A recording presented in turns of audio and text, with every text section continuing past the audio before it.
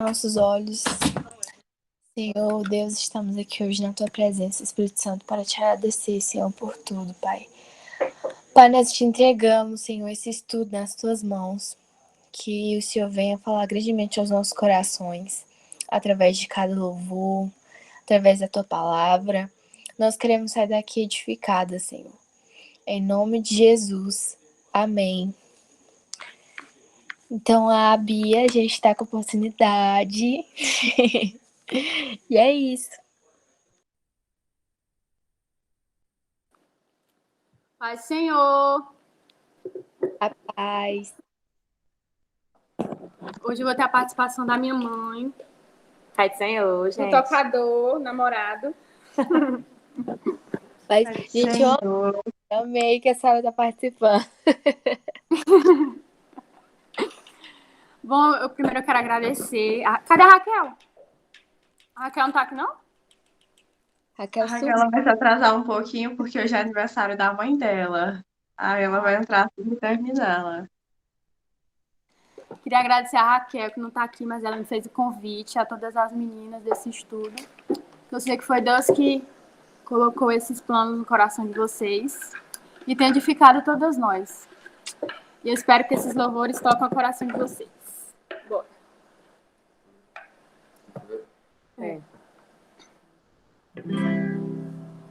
Não há ferrolhos,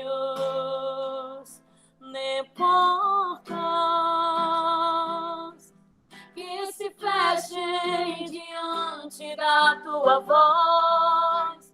Não há doença, nem culpas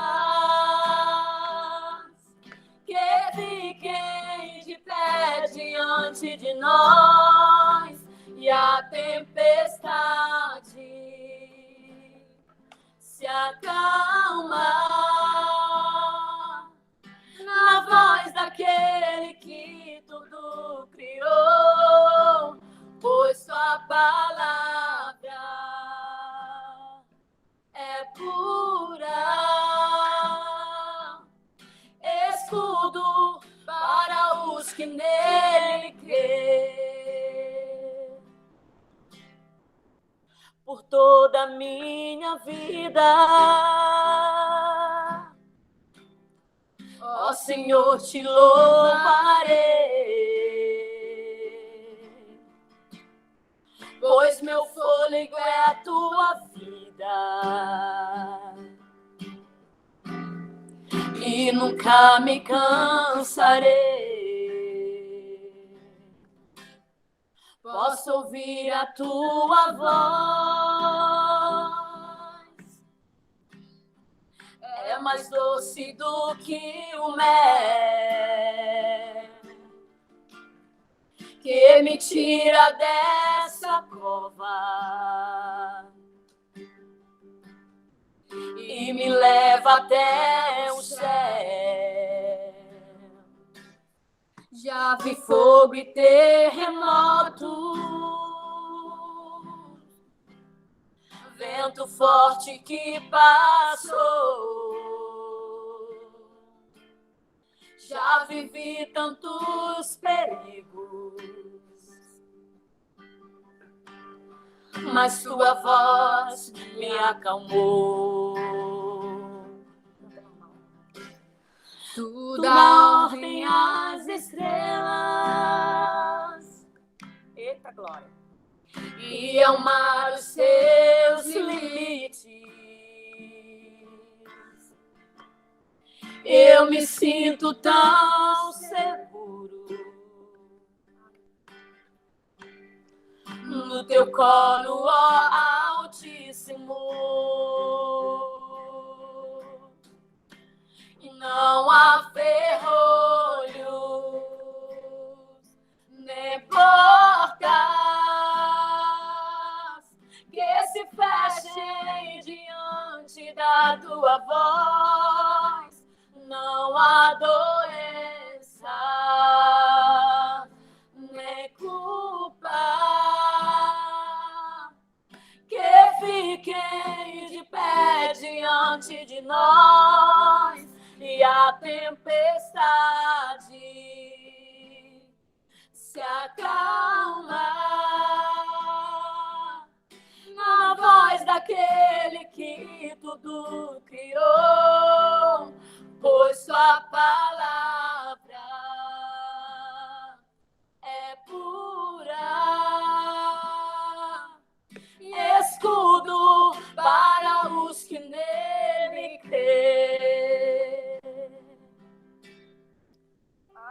Glória a Deus. Santo Espírito agora. Oi, Tony.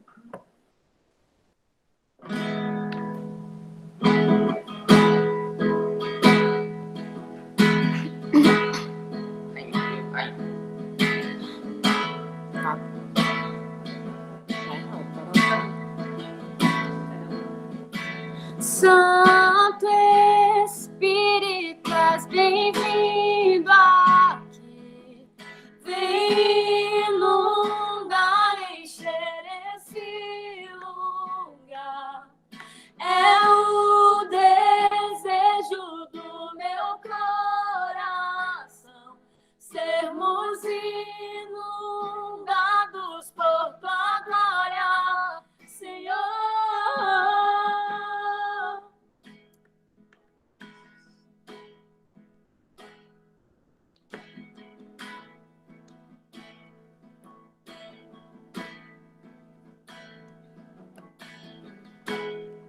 Não há nada igual, não há nada melhor a que se compara a esperança viva.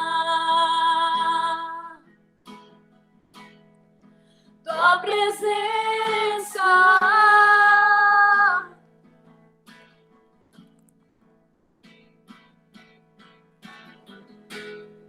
e eu provei e vi do mais doce amor que liberta o meu ser e a vergonha desfaz.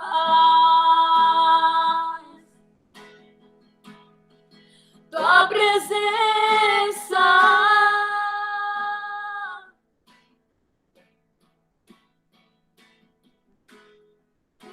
Espírito, és bem-vindo aqui. Vem inundar, encher esse lugar.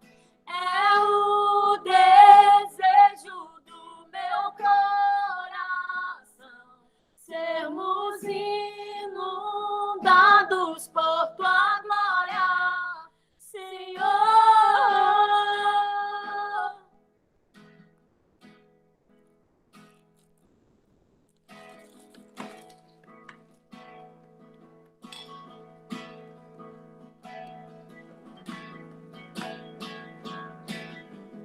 Vamos provar o quão real é tua presença, da tua glória e bondade. Vamos provar o quão real é tua presença, da tua glória e bondade.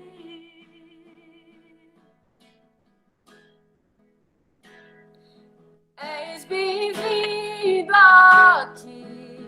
Vem inundar, encher esse lugar. É o desejo do meu coração sermos inundados por tua glória, Senhor.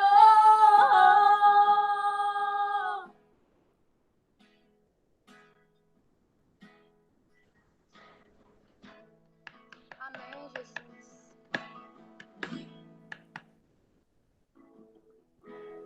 Glória a Deus. Aleluia.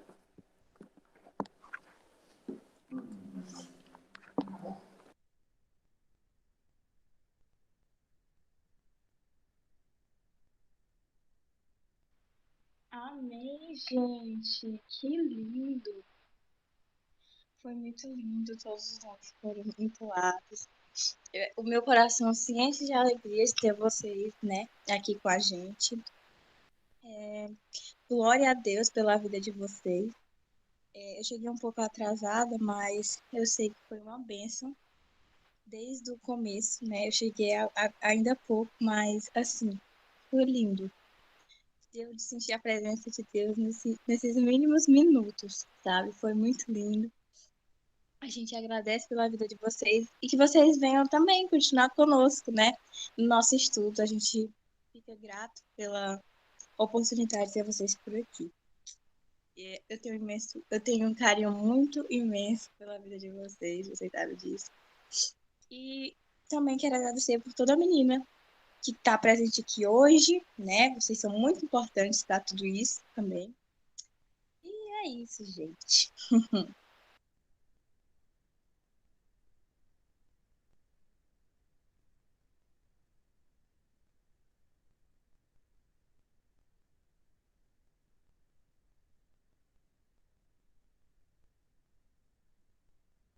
Amém, amém. Vamos orar agora pela ministrante dessa noite, que é a Isabela. Vamos fechar os nossos olhos. Senhor Jesus, obrigada por mais um dia, meu Pai. Obrigada pela oportunidade de estarmos aqui para aprendermos mais de Ti. Senhor, neste momento vamos ouvir a Tua palavra. Já sentimos, Pai, a Tua presença nesta noite através do louvor, Pai. Que agora, Senhor, o Seu Espírito se faça presente, meu Pai. Que o Teu Espírito encha a Isabela, meu Pai, e que ele venha suprir as necessidades de cada coração, aquilo que cada coração precisa ouvir, meu Pai. Ô Senhor, traz a Tua verdade, Senhor, esta noite. É isso que te pedimos e te agradecemos. Em nome de Jesus. Amém.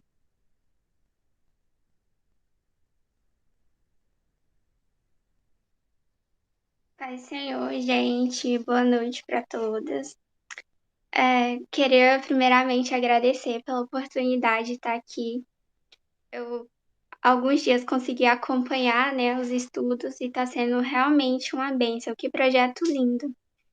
E que Deus abençoe a vida de cada um de vocês. Estou muito feliz de estar participando disso aqui, ainda mais ter a oportunidade de vir aqui dar a palavra. É uma honra muito grande. E agora eu quero que vocês já abram, né, em Mateus, capítulo 8. E os capítulos que é o capítulo 8 e 9. E eles vão falar bastante sobre os milagres, as curas que Jesus realizou. E é cada coisa mais linda do que a outra. E tem muitos ensinamentos nesses trechos aqui.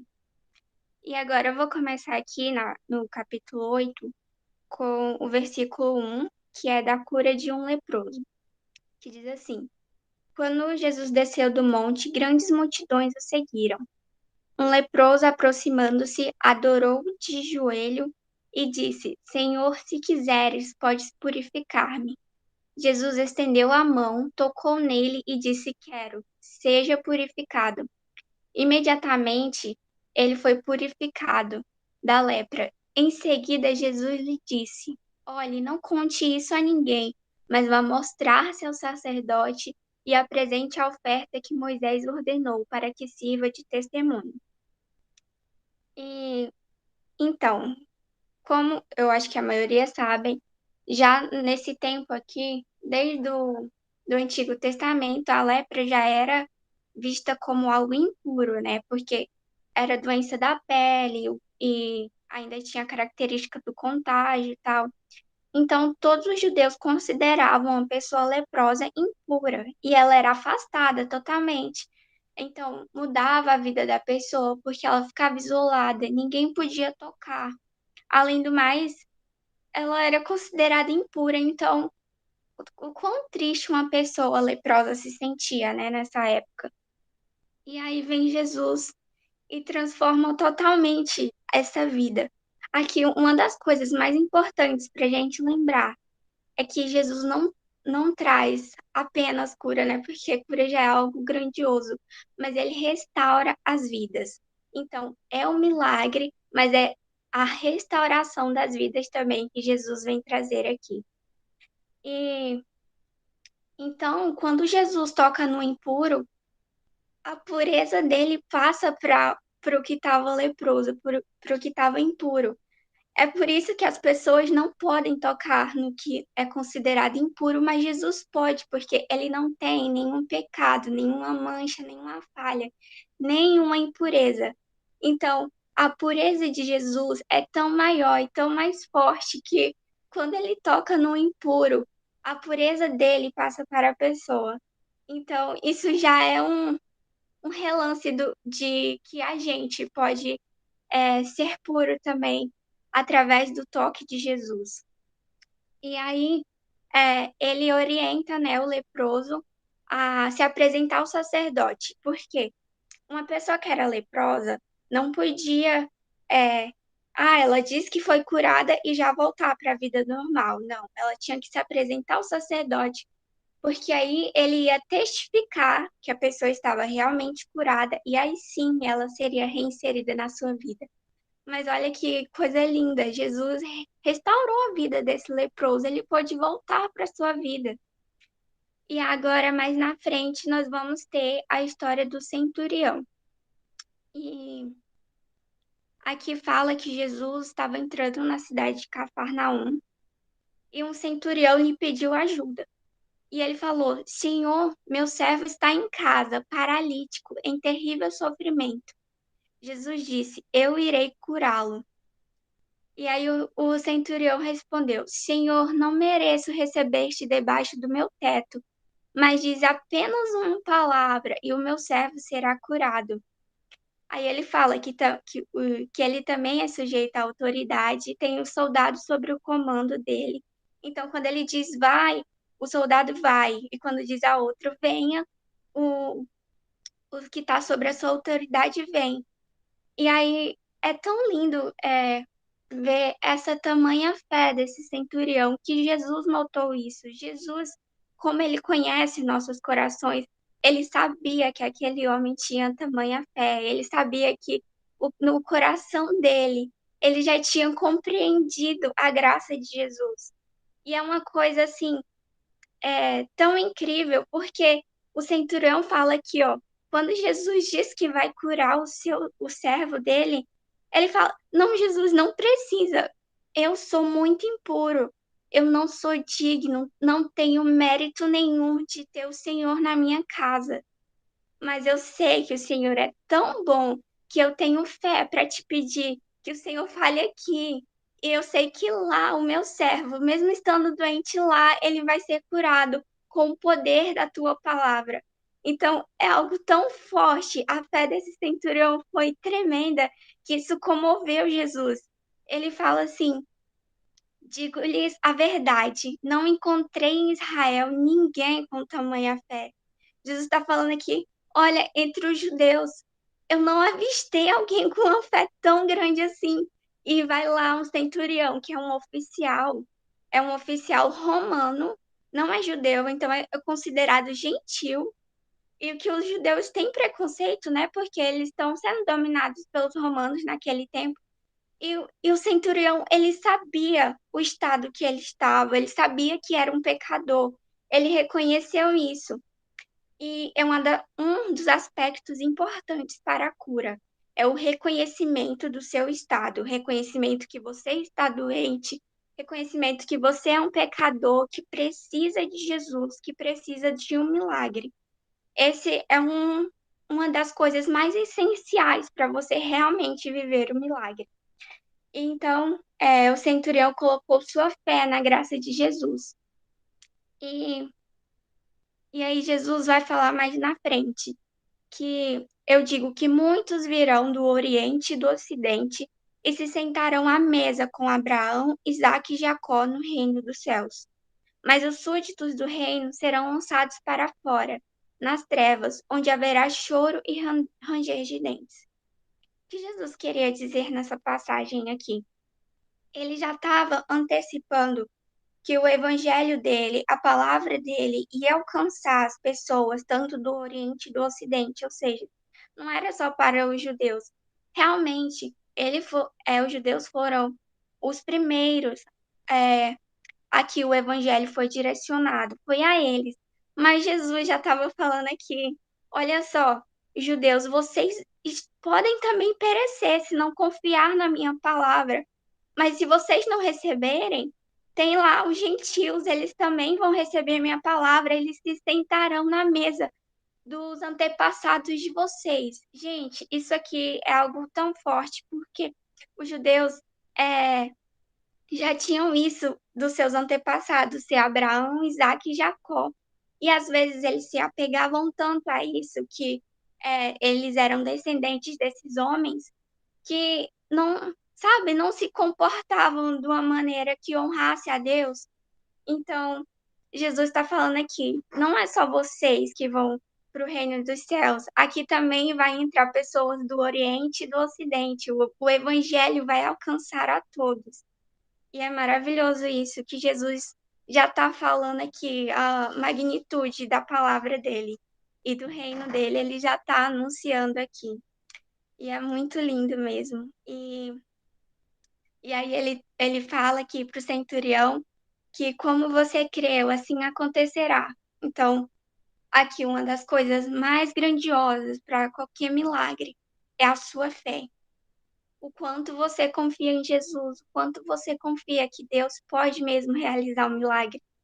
Esse centurião aqui foi um dos exemplos muito grandes de fé, porque ele reconheceu seu estado, mas reconheceu que tinha graça em Jesus, que tinha tamanha bondade em Jesus, que mesmo ele não merecendo, Jesus ia conceder esse milagre. E é uma coisa extraordinária demais. E agora, passando da história do centurião, vamos aqui para o milagre da cura da sogra de Pedro. Então, aqui Jesus, na casa de Pedro, viu que a sogra dele estava de cama e com febre. E tomando-a pela mão, a febre a deixou. E ela se levantou e começou a servi-lo. Gente, uma pessoa acaba de ser curada de uma febre e já vai começar a servir. Olha que coisa linda. Então, isso é acho que uma das coisas mais extraordinárias de um milagre, do resultado de um milagre, é que a pessoa tem tamanha gratidão que ela começa a servir Jesus, porque ela sabe que ocorreu um milagre na vida dela. Isso me faz lembrar da história da mulher que derrama, né, o vaso de alabastro, o seu perfume. Jesus fala, mesmo ela sendo uma pecadora, mas quem mais é perdoado, mais sabe amar. Então aqui também eu acho que liga demais isso. Quem mais é perdoado, mais ama. E aqui a pessoa foi curada e começa a servir. Então é algo extraordinário, né, gente? A pessoa curada de uma febre já começa a servir Jesus em casa. E aí vai falar também que levaram muitos endemoniados para Jesus, e ele expulsou os espíritos com sua palavra e curou todos os doentes. E Mateus, ele está escrevendo esse livro, ele escreveu mais para os judeus. Então, aqui o foco dele é sempre também trazer as profecias do Antigo Testamento, que é o que os judeus realmente acreditam no Antigo Testamento, porque eles estavam duvidando que Jesus é o Messias, né? E até hoje existe isso, ainda essa dúvida desse povo. Mas aqui ele fala, ó, e assim se cumpriu o que fora dito pelo profeta Isaías, está lá em Isaías 53:4, que diz assim, ele tomou sobre si as nossas enfermidades e sobre si levou as nossas doenças. Aqui já mostra que Jesus estava cumprindo essa profecia, dita lá no Antigo Testamento há muitos e muitos anos atrás. Agora vamos avançar aqui. Quando Jesus viu uma multidão ao seu redor, deu ordens para que atravessassem para o outro lado do mar. Gente, já estou no versículo 19, tá bom? Se eu estiver falando muito rápido, vocês me dizem aí que eu tento ir no ritmo melhor. E aí, aqui, o mestre da lei se aproxima e diz, mestre, eu te seguirei por onde quer que fores. E Jesus responde assim, as raposas têm suas tocas e as aves do céu têm seus ninhos, mas o filho do homem não tem onde repousar a cabeça. Gente, que coisa! Uma pessoa fala que vai seguir Jesus e Jesus responde assim, que o filho do homem não tem onde repousar a cabeça. Mas muitos acreditam aqui que Jesus estava falando do preço de segui-lo. Que seguir Jesus não é fácil, não é um mar de rosas, não é 100% só bênção, só bênção, só bênção toda hora. Tem as suas dificuldades e Jesus fala que nem o Filho do Homem, ele não tem onde repousar a cabeça. Você está preparado para seguir Jesus de verdade? Porque às vezes a gente fala, Jesus, vou te seguir. Mas aí, na primeira dificuldade que vem, a gente, Deus, por que isso está acontecendo? Já começa a duvidar. E realmente é uma coisa do ser humano, é normal a gente fraquejar assim. Mas Jesus está falando aqui, eu preciso de mais fé, eu preciso que você confie em mim. Se você quer me seguir, você pode estar vendo muitas dificuldades, mas o seu foco estará em mim. Então aqui Jesus está falando já do preço de segui-lo, que não é de graça, né? Uma coisa que vai te levar a renunciar a muitas coisas da sua vida. E já vai conectar com o próximo discípulo que vai lá e fala: Senhor, deixe-me ir primeiro sepultar meu pai. E Jesus lhe disse: siga-me e deixe que os mortos sepultem os seus próprios mortos. Aqui parece que Jesus está. Parece uma resposta dura demais, né, para alguém que está falando de sepultar seu pai. Mas na verdade, Jesus não foi insensível aqui. De acordo com as várias traduções que tem da Bíblia, algumas pessoas, alguns estudiosos, na verdade, acreditam que aqui o discípulo está falando que sobre sepultar seu pai, eles acreditam que o pai dele ainda não tinha morrido, mas era um costume dos judeus de fazer todos esses preparativos de funeral e tal, quando um parente morresse. Mas isso também está ligado à questão dos bens. Então, ele pode estar falando assim para Jesus: não, Jesus, espera aí. Deixa eu primeiro organizar aqui a minha vida, deixa eu primeiro organizar os meus bens e aí eu vou te seguir. Mas Jesus fala assim: me siga, deixe que os mortos sepultem os seus próprios mortos. E essa palavra mortos pode ter sido usada na questão de pessoas espiritualmente mortas ou mortas ligadas às coisas mesmo da vida. Então, o que Jesus está falando aqui para ele? Se ele está querendo assim, não, Jesus, deixa primeiro eu ir lá e organizar essas coisas da minha vida, organizar meus bens, porque vocês sabem, né, que quando o pai morria, o filho herdava alguma coisa, então tinha sua herança. E aí esse jovem está querendo aqui, esse discípulo está querendo organizar primeiro os seus bens e aí seguir Jesus. Mas Jesus pode ter visto, não, você vai ficar preso lá, você vai ficar preso na sua vida, vai ficar preso nos seus bens materiais aqui dessa terra. Não, não faça isso, me siga, deixe as coisas desta vida para esta vida, deixa essas coisas materiais para o mundo mesmo. Mas comigo, se você me seguir, vai ter coisa além, vai ter coisa sobrenatural, são coisas do céu. Não vão ser coisas materiais, não vão ser coisas desta vida cotidiana. Não é uma coisa pequena. Se você me seguir, você vai experimentar mais, vai ser coisas dos céus. Então, eu vejo muito Jesus tratando dessa forma, não algo como grosseria. Não, realmente, mas porque ele sabia que talvez se esse discípulo fosse, ele nunca mais voltaria para seguir Jesus. Talvez se esse homem fosse primeiro para sua casa, ele ficaria lá apegado com as suas coisas dessa vida mesmo e se esqueceria de seguir Jesus. E quantas vezes a gente faz isso, né? Aparece uma oportunidade, Deus está nos chamando, nos impulsionando para algo maior, para lhe seguir, para lhe obedecer. E a gente fala: calma aí, Jesus, deixa eu organizar aqui minha escola, deixa eu organizar minha faculdade. Não, Jesus, espera aí, eu preciso trabalhar, eu preciso ganhar dinheiro. Não, Senhor, eu tenho muitas coisas aqui para fazer dessa vida material. Espera aí que eu vou te seguir, mas deixa eu fazer isso aqui primeiro. E Jesus está te chamando, me siga.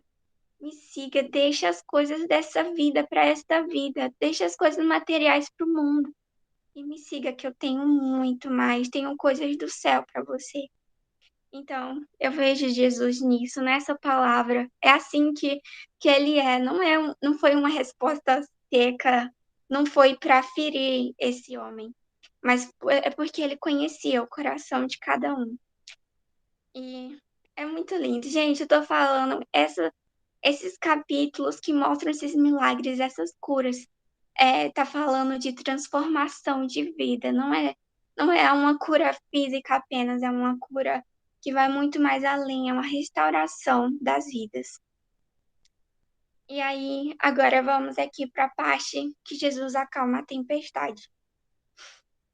Os discípulos seguiram Jesus num barco, e aí, de repente, uma violenta tempestade veio sobre o mar, de forma que as ondas inundavam o barco. Jesus, porém, dormia. Os discípulos foram acordá-lo, clamando: Senhor, salva-nos, vamos morrer. Ele perguntou: Por que vocês estão com tanto medo, homens de pequena fé? Então ele se levantou e repreendeu os ventos e o mar, e fez-se completa bonança. Os homens ficaram perplexos e perguntaram: Quem é este que até os ventos e o mar lhe obedecem? Essa história aqui de Jesus vai ser um dos primeiros relatos, porque os discípulos estavam vendo as curas físicas aqui, esses milagres que Jesus estava fazendo, e expulsando demônios, mas não tem nenhum relato aqui que Jesus tinha feito um milagre sobre as forças da natureza já. Então, eles estão desesperados quando essa tempestade vem, porque já está inundando o barco. Gente, pensa, você tá no mar e a água já tá entrando no teu barco. Jesus tá lá dormindo. E os discípulos podem ter, gente, o que que esse homem tá dormindo? Vamos acordar ele, vamos. Mas assim, apesar deles, dessa pequena fé que Jesus disse que ele tem, certeza seria eu, a gente realmente tem uma pequena fé, precisamos trabalhar mais nisso. Apesar disso, mas eles sabiam que Jesus estava ali no barco, então eles foram chamar ele. Apesar deles temerem, porque, gente, é uma coisa desesperadora, né? Tá inundando o barco, mas eles sabiam a quem pedir socorro. Então eles foram chamar Jesus. E o interessante é que Jesus dormindo no meio da tempestade. Pode ser que talvez Jesus estava cansado, dessa longa caminhada que fez, do dia, enfim. Mas Jesus ali dormindo. Gente, isso foi para trabalhar a fé desses discípulos. Porque nada na palavra de Deus vai ser uma coincidência. Jesus só queria que eles soubessem que teu barco pode estar já vindo às águas. Você tá vendo um naufrágio já na tua frente. Mas se Jesus estiver no teu barco, não vai afundar. Pode estar entrando água já, mas o barco não vai afundar, porque ele tem o controle de tudo. E tudo é criação dele. O mar é criação dele, essas águas foram criações dele. Gente, o Criador está no seu barco. Como ele não terá controle das coisas? Então, qualquer tempestade que vier, que nós estejamos com fé, que Jesus está no nosso barco, e mesmo que ele esteja dormindo, às vezes a gente está desesperado. Senhor, Senhor, me ouve. Deus me ouve e me dá uma resposta que o Senhor está me ouvindo. E às vezes Deus está lá no silêncio. Mas nunca perca sua fé. Deus vai se levantar e vai acalmar a tempestade na sua vida. Então tenha fé em Jesus, que ele pode fazer tudo, ele pode acalmar a tempestade. E com uma única palavra, ele fala: aquieta-te mar, aquieta-te vento, e a bonança é instaurada imediatamente. Porque nenhuma força da natureza vai contra o que o Filho de Deus está falando. Nenhuma força da natureza vai se rebelar contra o próprio Criador. Então tudo obedece a ele. Tudo obedece a ele. Então, quando ele está no seu barco, pode vir a tempestade que vier. Mas na hora que ele falar, a bonança é instaurada completamente. E é cada coisa que Jesus fez aqui que apenas nos faz contemplar que o que ele quer de nós é nossa fé. Ele quer que a gente tenha fé completa nele. E isso é muito lindo, muito lindo. E ele repreendeu, então, os ventos e o mar. E uma coisa que os discípulos falaram foi: quem é este que até os ventos e o mar lhe obedecem? Então aqui eles já estavam contemplando o milagre de Jesus sobre as forças da natureza, porque eles tinham contemplado cura física, expulsando demônios, mas eles agora contemplaram Jesus como Deus realmente controlando a criação. E aí, a próxima parte aqui da história vai falar que quando Jesus chegou ao outro lado, era a região de Gadara. Então, viviam lá os gadarenos. Outras versões falam gergesenos ou gesarenos, mas tudo nessa mesma região. E aí foram ao encontro dele 2 endemoniados que vinham dos sepulcros. Eles eram tão violentos que ninguém podia passar por aquele caminho. Então eles gritaram: que queres conosco, filho de Deus? Vieste aqui para nos atormentar antes do devido tempo? A certa distância deles estavam pastando uma grande manada de porcos. Os demônios imploravam a Jesus: se nos expulsas, manda-nos entrar naquela manada de porcos.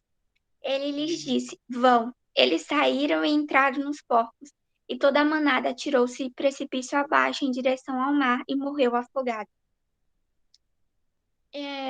Gente, esse pessoal aqui, essas pessoas que estavam endemoniados, lá nos outros evangelhos falam que eles realmente estavam vivendo nos sepulcros, ninguém passava por lá e eles se cortavam com pedras, derramando sangue naquele lugar. E eram incontroláveis e violentos, então ninguém passava por lá. Mas olha só, Jesus não falou nenhuma palavra aqui nesse trecho. A partir do momento que diz que ele chegou em Gadara, não tem nenhuma fala dele. E os demônios já foram.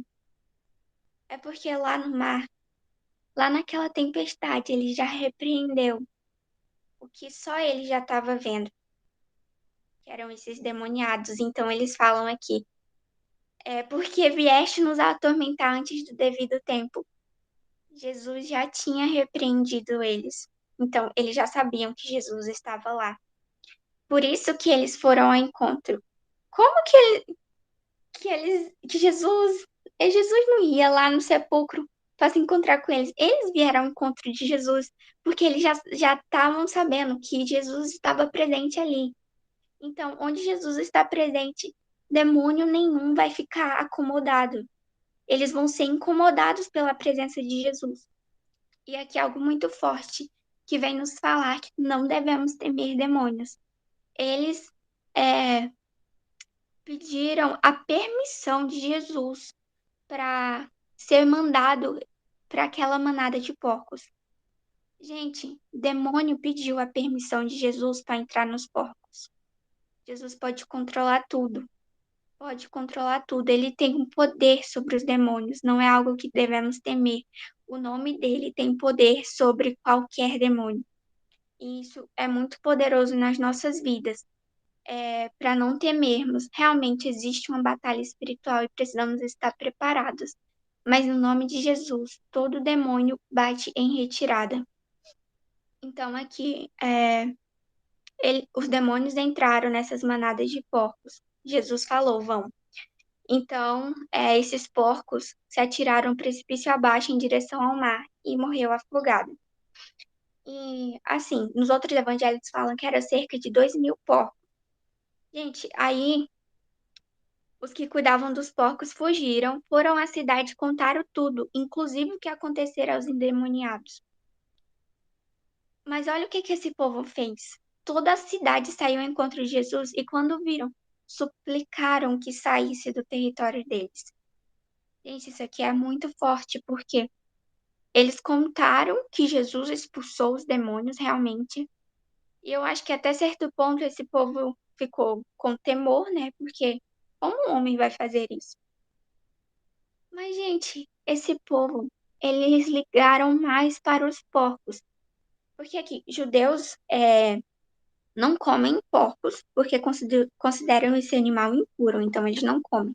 Mas aqui em Gadara, esses porcos estavam fazendo parte da economia deles, então eles estavam criando esses porcos. E aí, gente, esse povo ficou preocupado com os porcos, com a perda dos 2.000 porcos. Eles se importaram mais com isso do que com Jesus tendo poder para expulsar os demônios. Eles falaram para Jesus se retirar da cidade deles.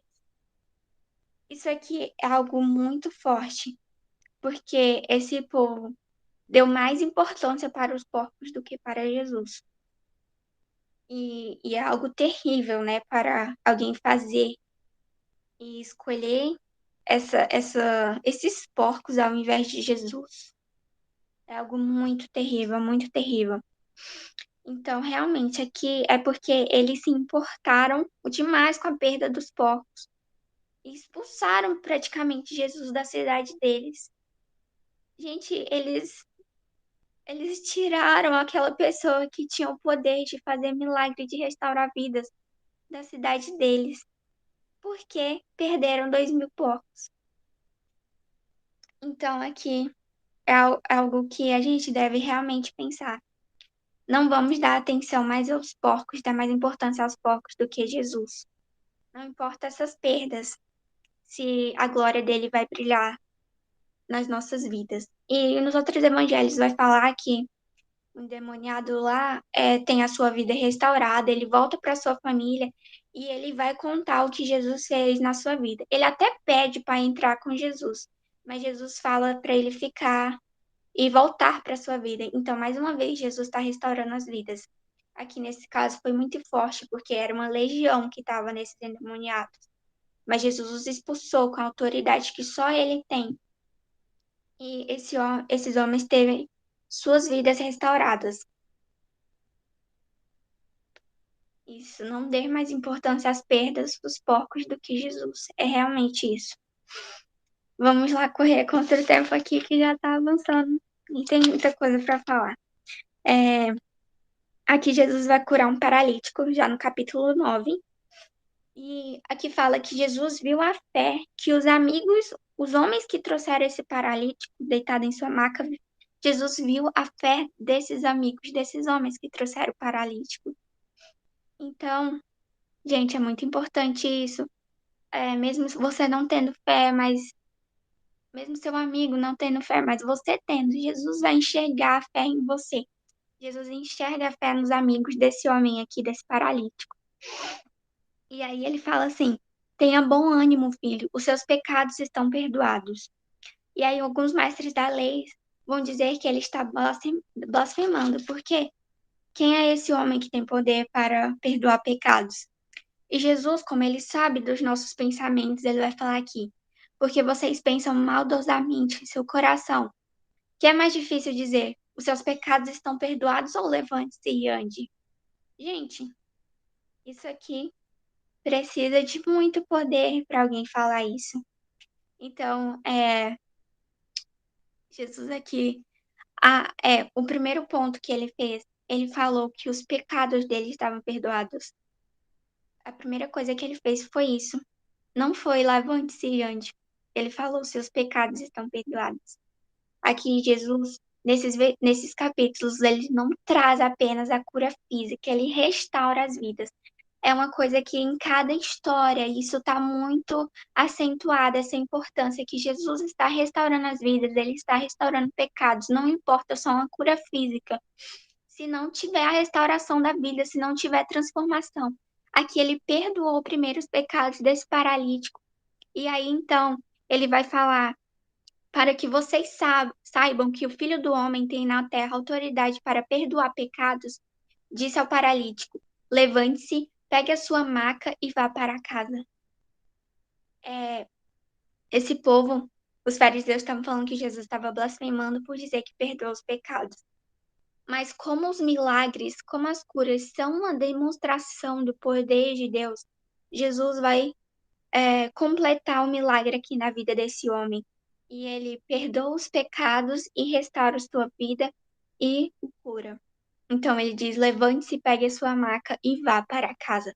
E o homem se levantou e foi. Então a multidão ficou cheia de temor e glorificou a Deus, que dera tal autoridade aos homens.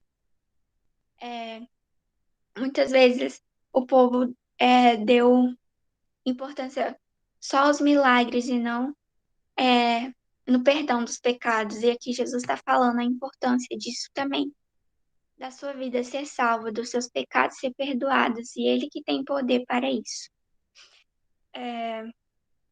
Vamos lá. Aqui, sobre o chamado de Mateus, eu queria que alguém lesse em Marcos 2, capítulo 2, versículo 14, e outra pessoa lesse em Lucas, capítulo 5, versículo 27. Se alguém puder, por favor.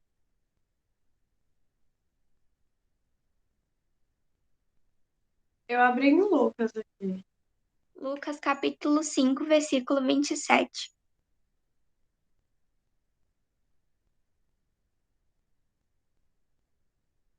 Já posso ler ou aguarda, Marcos? Pode ler.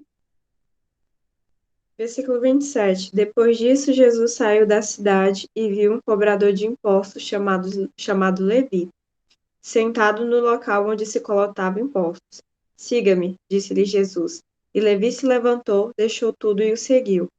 Mais tarde, Levi ofereceu um banquete em sua casa em honra de Jesus.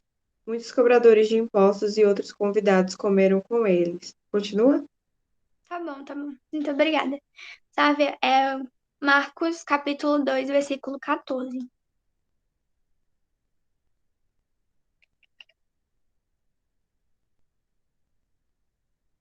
Os 2,14, né? E passando, viu Levi, filho de Alfeu, sentado na recebedoria, e disse-lhe: segue-me. E levantando-se, o seguiu. Amém. Gente, uma coisa que eu achei incrível aqui é porque Mateus vai escrever sobre o chamado dele próprio, da vez que Jesus chamou ele. Então, ele mesmo aqui está escrevendo. E olha como isso vai profundo. As meninas leram aqui Lucas e Marcos, que também falam do chamado de Mateus. Esse Levi, filho de Alfeu, que fala, ele é identificado como Marcos, ou como Mateus, perdão. E então, aqui é o chamado de Mateus. Mas lá em Lucas, ele é Levi, filho de Alfeu, e Marcos também. Ai, agora eu acho que eu confundi a ordem. Mas em um ele é chamado de Levi, filho de Alfeu, e no outro ele é chamado de publicano, o cobrador de impostos. Ele é chamado assim. Então, nesses dois evangelhos, ele é chamado dessas formas diferentes, não é chamado de Mateus. Mas ele aqui está falando, saindo Jesus, aqui em Mateus, capítulo 9, versículo 10. Saindo Jesus, viu um homem chamado Mateus, sentado na coletoria e disse-lhe, siga-me. Mateus levantou-se e o seguiu. Olha só o que isso chega para nós. Lá nos outros evangelhos, as pessoas viam Mateus por Levi, pela sua família, ele era filho de Alfeu, então eles estavam vendo ele pela sua família, quem era o seu pai, estavam vendo ele pela sua profissão, que era de um publicano, era um cobrador de impostos. E os publicanos, na verdade, eles recebiam até mesmo ódio da maioria dos judeus, porque estavam cobrando impostos e estavam ligados aos romanos, né? Então o povo achava isso, além do trabalho ser, da tipo uma, uma liberdade, assim, para a pessoa pecar por corrupção lá naquele meio. Então, os publicanos eram tratados com desprezos, na maioria das vezes que são falados aqui. Então, nessas duas passagens de Marcos e Lucas, ele é tratado como Levi por causa da sua família e por causa da sua profissão. Mas é que Jesus mudou o nome dele. Ele agora é Mateus. E Mateus, ele vai escrever contando sobre a história dele mesmo. Aqui é o testemunho dele. Saindo, Jesus viu um homem chamado Mateus. Jesus não viu o publicano. Jesus não viu Levi, o filho de Alfeu. Jesus viu apenas o homem Mateus. Jesus já tinha contemplado o que ele ia ser lá na frente. Jesus estava enxergando ele muito além do que o emprego dele, muito além do que é sua função. Jesus estava enxergando ele muito além do que era a sua família, de quem ele era filho. Jesus enxergou apenas Mateus e o que ele seria, e que ele seria seu discípulo. Jesus enxergou tudo isso nele. E aqui eu acho muito lindo que Mateus escreveu dessa forma: viu um homem chamado Mateus. Ele não viu um publicano, ele não viu Levi, o filho de Alfeu, ele apenas viu Mateus. E Jesus vê a gente dessa forma, ele não vê a gente pelos nossos pecados, pelas coisas que os outros desprezam na gente. Ele não vê de quem você é filho, se sua família vai bem ou mal, se sua família é rica ou pobre. Jesus apenas vê você. Jesus apenas vê o que você também será para o reino dele, o que você será na frente, o quanto você tem de chamado na sua vida. Jesus te vê. Então, aqui, Mateus falou que Jesus o viu, apenas sendo Mateus. Então, Jesus o chamou e o chamou para seguir ele, e Mateus levantou-se e o seguiu. Então, nos outros evangelhos até falam que Mateus imediatamente levantou e seguiu Jesus. Olha só, que obediência, que lindo. Mateus é que ele estava pronto, ele já estava preparado. Mesmo que os outros o desprezassem por ser um publicano. Mas Jesus chamou e ele foi. Que possamos ser assim também. Que quando Jesus chamarmos, a gente não fique dando desculpa, não fique igual o outro homem lá. Não, Jesus, deixa eu cuidar primeiro dos meus bens, mas que a gente imediatamente se levante e vá obedecer a Jesus e seguir seus passos. E aqui vai falar, né, que Jesus vai estar nessa casa aqui de Mateus e vai estar lá seus discípulos e muitos publicanos e pecadores. Olha só a forma aqui. Publicanos e pecadores. O povo já via com desprezo isso. Por isso que os fariseus falaram: por que o mestre de vocês come com publicanos e pecadores? Já desprezando esses dois grupos. E Jesus, quando ouviu isso, falou: não são os que têm saúde que precisam de médico, mas sim os doentes. Vão aprender o que significa isto. Desejo misericórdia, não sacrifícios, pois eu não vim chamar justos, mas pecadores. Lá em Oséias 6:6, que vai falar um pouco sobre isso, né? Que Deus quer a misericórdia e não sacrifícios, ou aqueles holocaustos, apenas as ofertas completamente queimadas, de uma forma religiosa e sem seu coração totalmente para aquilo, mas ele quer a misericórdia. Então, ele quer atingir muito mais que isso. E aqui Jesus contempla um dos maiores aspectos do seu reino, da sua palavra. Eu não vim chamar os que têm saúde, mas eu vim chamar os que precisam de médico, aqueles que estão num estado muito ruim, que estão doentes, eles que estão precisando de alguém. Quem tá bom não tá precisando de ninguém. E por isso que é tão importante nós reconhecermos que somos pecadores. Não tem ninguém perfeito.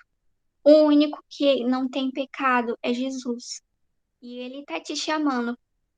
Mesmo você sendo um pecador, ele tá te convidando para o reino dele. E é um dos aspectos mais lindos de todo o evangelho, de tudo o que Jesus é que ele tem misericórdia e amor por nós, que somos pecadores, que não merecemos, mas ele nos chama, porque ele vai cuidar de nós, ele vai nos curar nossa alma, curar nosso espírito, vai ter curas físicas sim, mas ele vai restaurar nossa vida completamente. E vamos lá, falta mais só um pouquinho para finalizar aqui. Jesus vai falar um pouco mais sobre o jejum, porque os discípulos de João, né, João Batista, vão perguntar por que nós e os fariseus jejuamos, mas os teus discípulos não. Aí Jesus fala assim: como podem os convidados do noivo ficar de luto enquanto o noivo está com eles? Virão dias quando o noivo lhes será tirado, então jejuarão. Aqui Jesus está falando porque ele é um noivo. Ele é o noivo. Então, enquanto ele está entre seus discípulos, eles devem estar felizes. Aquilo é motivo de alegria para eles. Seu noivo está lá com eles. Mas aí, quando Jesus, então, ele já está antecipando aqui que ele seria retirado do meio dos seus discípulos, porque ele seria crucificado. Então, aqui, quando o noivo lhe será tirado, então jejuarão. Porque quando o noivo não estiver mais entre eles, Jesus estava falando, eu vejo dessa forma, assim, os discípulos estarão tão afetados pela falta da presença de Jesus ali no meio deles, em todo dia com Jesus, que aí eles não terão mais fome, não terão vontade de comer, então jejuarão. Porque qual é o sentido de não ter Jesus aqui no nosso meio? E Jesus está falando dessa forma, porque é o verdadeiro jejum. Não é o jejum que os fariseus fazem e que eles mostram que estão jejuando e, e que não lavam seus rostos e que faz aquele espetáculo público para demonstrar que estão obedecendo lá, mas apenas para que os outros saibam que eles estão jejuando. Não é assim. Jesus está falando aqui no jejum verdadeiro, aquele que você faz pelo motivo ser Jesus. O motivo é Jesus.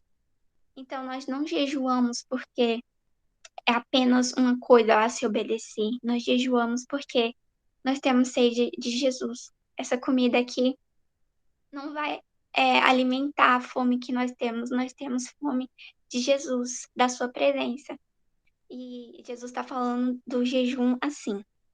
Então, ele fala aqui também, ninguém põe remendo de pano novo em roupa velha, pois o remendo forçará a roupa, tornando pior o rasgo.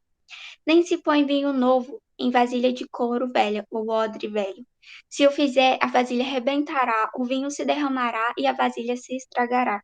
Ao contrário, põe-se vinho novo em vasilha de couro nova e ambos se conservam. Aqui Jesus está falando dessas práticas que ele vem trazer agora com um novo significado, como o jejum. O significado é diferente, não é apenas mais uma coisa para obedecer. Agora o significado se transforma e o motivo passa a ser Jesus. Então, só que ele fala aqui, não adianta essas novas práticas se a sua vida é velha. Não adianta você colocar um vinho novo e lá num odre, numa vasilha de couro que já tá velha, que já tá seca, e na hora que você colocar lá o vinho novo, a vasilha se arrebenta. Não é assim. Então, novas práticas são para uma vida nova. Não adianta eu querer lá diferenciar alguma coisa, mesmo eu estando numa vida velha. É uma vida nova e práticas novas. Vamos lá.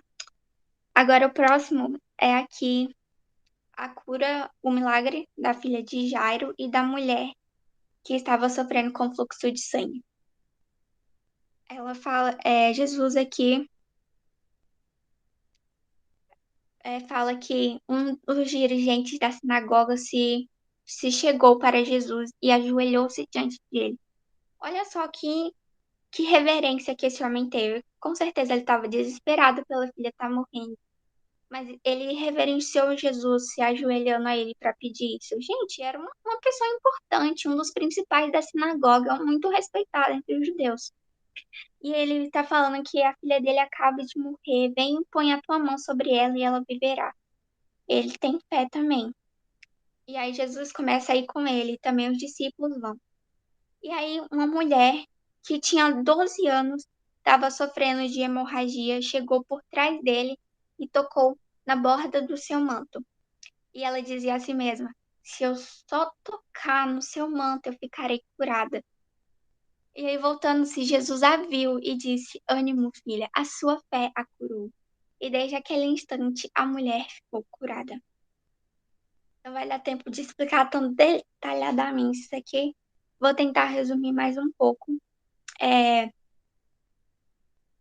Que tem lá em Malaquias, versículo 4, ou capítulo 4, versículo 10.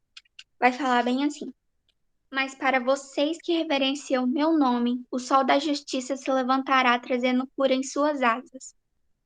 Essa é a parte A do versículo. O sol da justiça se levantará trazendo cura em suas asas. O sol da justiça é Jesus. Então, ele vem trazendo cura em suas asas. E a palavra usada para asas aqui nessa passagem em Malaquias é kenaf. Desculpa a minha pronúncia, eu não sei se está correta, mas a palavra é kenaf. E essa mesma palavra é utilizada para orla do manto. Então, aqui, uma coisa dos vestuários aqui para os judeus é que, como Jesus usava a túnica, lá no final, na orla do seu manto, tinha as tranças, que lá já em Levítico, lá no Pentateuco, tinha as regras que os judeus tinham que colocar as tranças, e lá estavam escritos pedaços dos 10 mandamentos, dos mandamentos de Deus estavam lá naquelas tranças. E essas tranças ficavam na orla do manto. Então, já tinha essa profecia em Malaquias, capítulo 4, versículo 2, que o sol da justiça virá trazendo cura em suas asas. Kenaf é na orla do seu manto. Aqui é mais um cumprimento de profecia, que Jesus é o verdadeiro Deus. Ele vem trazendo cura debaixo das suas asas, na orla do seu manto. Se você só tocar em Jesus, lá naquelas tranças, lá naquela orla, você já é curado, porque ele é Deus que tem todo o poder. Então, a orla do seu manto já tem poder para te curar. E essa mulher, ela falou: se eu tocar só na orla do seu manto, eu já ficarei curada. Outra pessoa que estava cheia de fé, mesmo sendo despachada, ela tentou de tudo, gente, gastou todo o seu dinheiro por 12 anos e era considerada impura, porque quem sangrava era considerado impuro, era afastado. E aí Jesus restaura a sua vida. Jesus a vê. E nos outros evangelhos vai falar que ela explica, né? Ela explica isso quando Jesus a pergunta, então ela tem coragem de falar do que ela sofria. E aí Jesus a vê e falou para ela: ânimo, filha, a sua fé a curou, ou a sua fé a salvou, também tem isso. Então, ela já reconheceu que Jesus era Deus, reconheceu Jesus como filho de Deus e que tinha poder na orla do seu manto. E ela foi curada e foi salva. E aí, agora Jesus vai lá na casa de Jairo e, e tá lá o pessoal fazendo todo o ritual de funeral que eles têm. E aí Jesus manda eles saírem, que a menina não está morta, mas dorme. Então, todos começaram a rir dele depois que a multidão se afastou. Ele entrou e tomou a menina pela mão e ela se levantou. E aí a notícia deste acontecimento espalhou-se por toda aquela região. Olha só o contraste aqui, é uma menina, e nos outros evangelhos vai falar que ela tá com 12 anos. 12 anos. É uma menina de 12 anos que o povo falou que ela morreu. É uma mulher que sofreu 12 anos com hemorragia. Uma pessoa que foi considerada impura, que sofreu demais, que não tinha mais nenhum jeito para ela. Uma menina aqui de 12 anos, filha de uma pessoa muito importante na sociedade dos judeus. Mas é que ela também não tinha mais ninguém na vida dela para agir, porque eles disseram que ela estava morta. Mas Jesus aqui está restaurando as vidas. Está restaurando aqueles 12 anos que essa mulher sofreu. Ele restaurou sua vida. Então, aquela geração passada de 12 anos, Jesus restaurou. E Jesus aqui está dando vida para uma nova geração.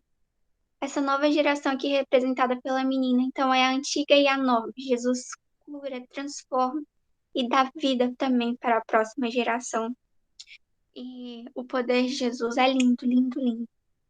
É restaurando a saúde e a fé. Gente, é isso aqui, os milagres de Jesus.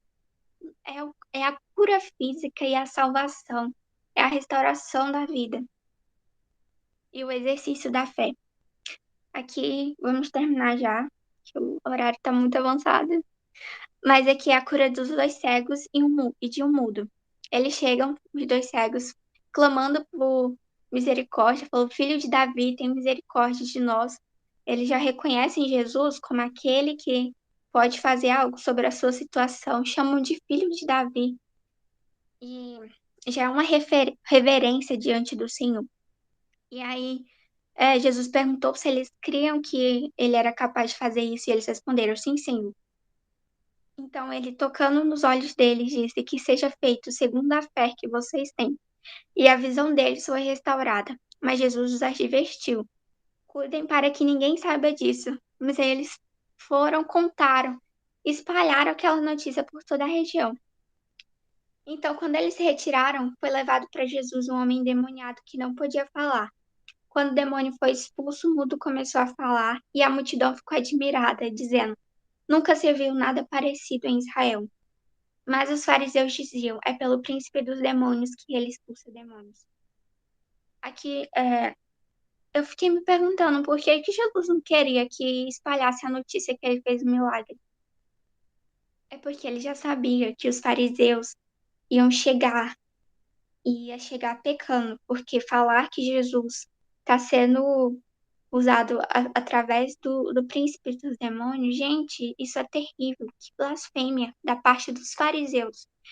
E Jesus também sabia que se eles contassem todos os milagres,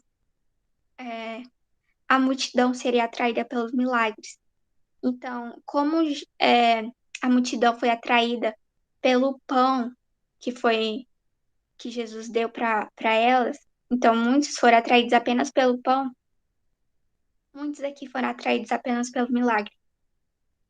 Só queriam ver que Jesus estava fazendo essas maravilhas aqui, mas eles não sofreram a transformação real nas vidas. E é isso que precisa ter cuidado, porque Jesus não quer uma cura física, ele quer restaurar a sua saúde e a sua fé. Ele quer transformar toda a vida. Então, que a multidão às vezes o seguia apenas por causa dos milagres. Ah, Jesus, faz isso por mim, por favor. Mas aí não mudava de vida. Mas aí não era salvo. E aí ficava na mesma vida velha. Não era isso que Jesus queria. E por isso que ele advertiu. E também porque chegaria um tempo que Jesus seria expulso da sinagoga. E Jesus sabia já o que ele ia passar. Então, por isso que ele estava advertindo. Mas os homens foram contar, porque realmente é uma coisa maravilhosa, né? Cegos verem, começarem a verem, apenas pelo poder de Jesus. Mas aqui é uma coisa para a gente realmente ter atenção. A gente não pode seguir Jesus apenas para ver os milagres, apenas para receber o milagre, se a gente não estiver querendo uma transformação de vida.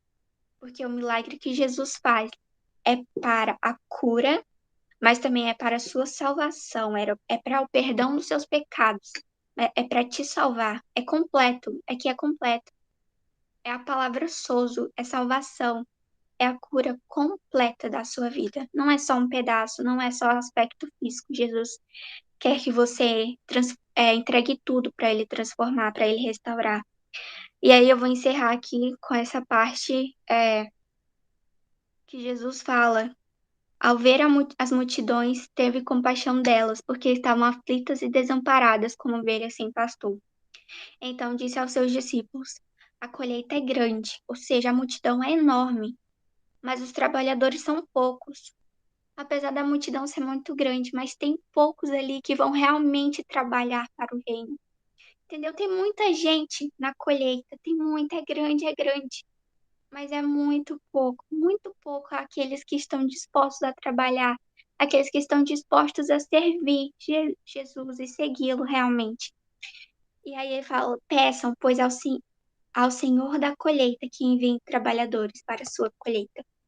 E eu termino aqui dizendo que a gente sempre deve orar por isso, para Deus levantar seus filhos, para trabalhar na sua obra, porque a colheita é grande. Gente, isso aqui não é só lá no tempo de Jesus, é agora. A hora é agora também. A gente precisa se levantar como trabalhadores. Não seja apenas um na multidão, seja um trabalhador. Que você seja a resposta da oração. Que você ore para que Deus levante trabalhadores, mas você não fique aí sentado no seu lugar sem fazer nada. Mas que a glória de Jesus brilhe em você. e que você seja mais um trabalhador, aquele que vai levar o evangelho, aquele que vai levar a glória de Deus. Em nome de Jesus, que Deus abençoe a vida de cada um de vocês. E é isso, gente. Muito obrigada pela oportunidade. Deus continue abençoando cada um. Muito obrigada. Amém. Amém. Glória a Deus. Aleluia. Gente, que palavra abençoada. Glória a Deus. Estou muito feliz pela presença de todas vocês. Né? Quero agradecer aqui em especial a Bia, que cantou. Deus abençoe a sua vida. E agradecer a Isa, né, gente, também. Fico muito feliz por Deus estar crescendo ainda mais, assim, você ministerialmente. Fico muito feliz. Vai continuar usando ainda mais, né? Deus tem grandes planos para você. E eu creio nisso. Meninas, agora nós estaremos orando para o encerramento. Alguém de vocês está precisando de oração? Manda aí no chat. Gente, eu tô sentindo de orar por cura hoje, porque a Isabela falou bastante sobre isso. E Jesus curava muito, ele continua curando e vai continuar curando, né? Porque ele é o mesmo ontem, hoje, para sempre. Meninas, eu quero só dividir aqui uma coisa que eu estava lendo hoje, que a Isabela falou sobre, e gente, eu fiquei tipo, uau. Porque, assim, ela falou que lá da Legião de Demônios, né, que foi pros porcos e tudo mais. Tinha uma frase que eu tava lendo hoje do Francis Frangipane, alguma coisa assim, gente, que fala novos patamares, novos demônios. Quer dizer que à medida em que vamos tendo intimidade com Jesus, que vamos tendo mais desejo de buscá-lo, tendo mais intimidade, o ataque aumenta, sabe? O ataque aumenta. E aí nós começamos a intensificar ainda mais a nossa dependência por Jesus, né? Porque nós precisamos dele, nós precisamos de Deus. Nós precisamos. Então vamos orar, né? Para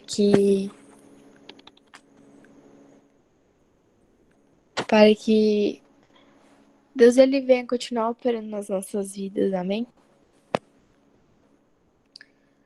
Senhor Jesus, estamos aqui hoje na tua presença, Pai, para te agradecer, Espírito Santo.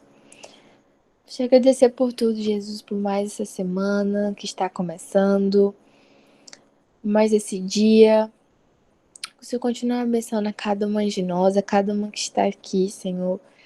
A família de cada uma, protegendo e abençoando, livrando de todo mal. Deus, continua abençoando a tua filha, Senhor, a Beatriz. Que o Senhor abençoe a vida dela, da família dela. Continua abençoando ela ministerialmente, usando ela no louvor. Que ao abrir a sua boca, o Senhor possa fazer grandes coisas através da sua vida. Quero orar também pela Isabela, Senhor. Nós oramos por ela e nós acreditamos que o Senhor tem grandes planos na vida dela. E que esses planos sejam cumpridos, Senhor. Que seja feita a tua vontade, Senhor. Que seja feita os teus desejos, Pai, na vida dela. Nós cremos que o Senhor tem grandes projetos e nós oramos, Senhor, para que o Senhor continue guardando ela e cercando-a com seus anjos, Senhor. Nós oramos por isso. Continua, Senhor, blindando a sua vida, resplandecendo o teu Espírito Santo na sua face, Pai. Continua derramando sabedoria, Senhor, unção, graça, em nome de Jesus. Deus, hoje a Isabela falou sobre pureza, nós oramos por isso, nós desejamos ser puras a cada dia mais, Pai. Nós desejamos, Senhor, que o Teu Espírito Santo a cada dia venha nos limpar, Senhor. Que nós tenhamos a cada dia vontade de buscar santidade, porque se há santidade nós não iremos te ver, né, Pai? Sem santidade não veremos ao Senhor. Então, Senhor, venha com o Teu Espírito Santo limpar-nos. que nossos corações estejam arrependidos constantemente, né? Que nós devemos estar com os nossos corações quebrantados para ouvir a tua voz, que a tua voz ela possa fazer esse papel de limpar. Deus, nós aprendemos hoje também a importância do toque, Senhor. Porque quando nós se aproximamos de Ti, o Teu toque gera em nós transformação, Pai. Gera cura, Senhor. E nós aprendemos sobre isso hoje. E nós desejamos Te tocar, Senhor. Porque a cada dia nós desejamos estar mais perto de Ti. Pai, que nós venhamos a cada dia estar quebrando mais o nosso orgulho, o nosso eu, o nosso ego, para que nós venhamos reconhecer quando estamos pecando, quando estamos entristecendo o Teu coração.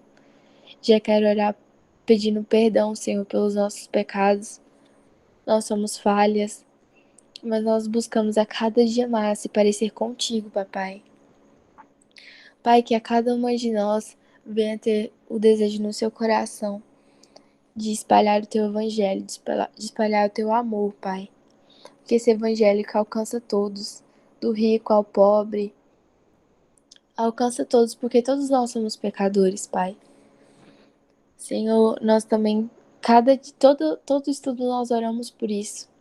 E hoje nós também queremos orar por isso, para que o nosso coração seja um coração perdoável, Senhor.